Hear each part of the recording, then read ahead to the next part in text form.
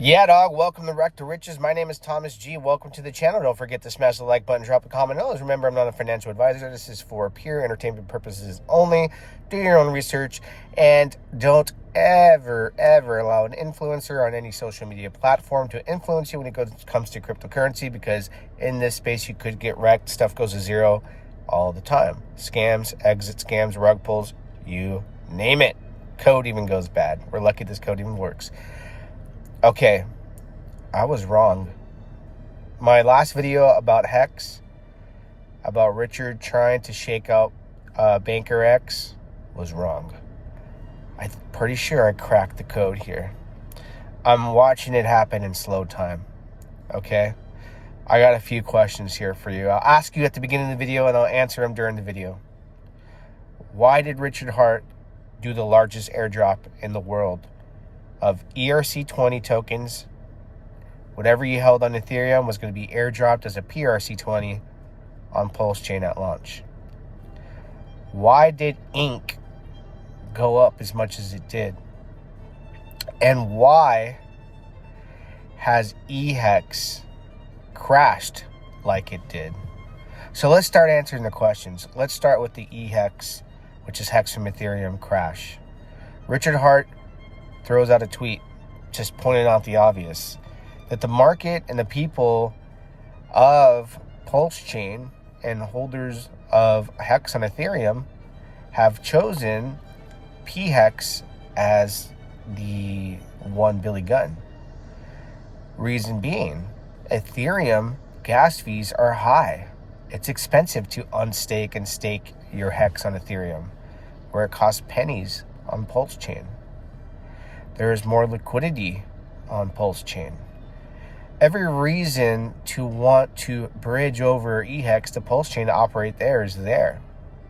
So that tweet has gone out to thousands of people, and thousands of emotions have clashed, where it looks like Richard fudded EHEX and then the price tanked.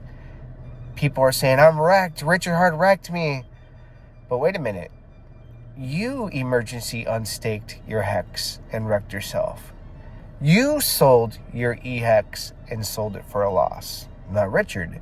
He basically pointed out what direction the market is heading, and you got to understand Ethereum is very expensive. So Ethereum refugees are pulling up to the shores of Pulsechain and Layer 2s right now for cheaper gas options.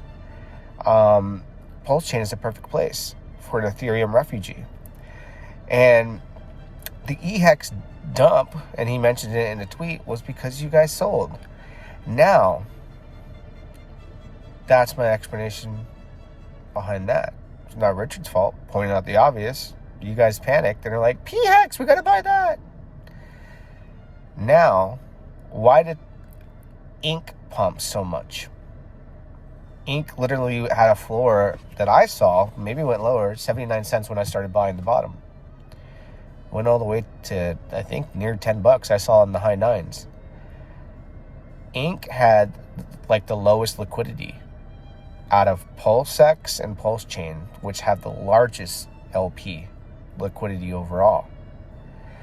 So, in addition to that, the big whales like Rackham Rochelle, who every time Richard Hart uses sacrifice money to pump the price, and he's pumped the price up about 100% when it went to 3 zeros and a 1 on Pulsex, Rackham starts dumping, and the large whales dump, and it corrects rather quickly.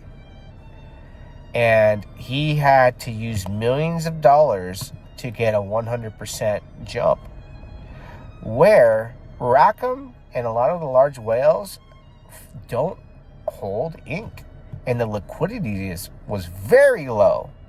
So when he started using the SAC funds to pump Ink, he used very little economic energy, which is money, a very little bit of money versus the amount of money it took to pump Pulsechain token, Pulse token, and Pulsex.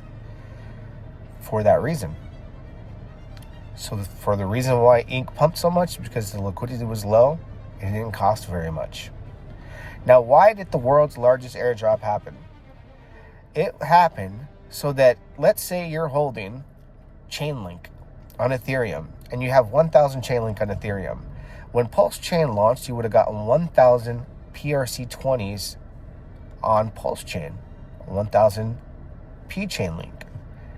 And that was to give people the opportunity to bridge over their ERC20s to pair them with the Pulsechain PRC20s. So ERC20s bridged over, paired up, and liquidity provided to bring parity, Hart's Law.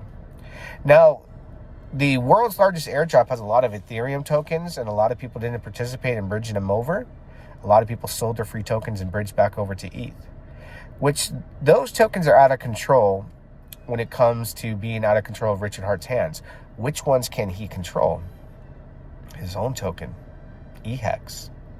You see, if you siphon and bring all of the economic energy, majority of the EHEX, the money over to Pulsechain, you bridge over your EHEX to transact and trade it. It's going to be very cheap.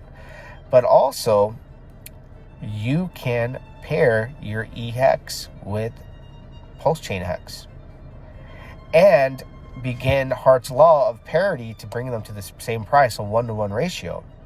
Oh, but what about Banker X? Well, before he takes on Banker X, because it's really one click to get rid of Banker X at the sell walls that they have for EHEX. And what better time to do that when everyone is starting to realize you should bridge over your EHEX over to Pulsechain, and you can buy it at the bottom, which the bottom that I bought was 2 zeros and a 1.6. Now it's 2 zeros and a 3. And now the Sacrifice wallet only spent $150,000 yesterday and pumped the price of Pulsechain HEX 40%.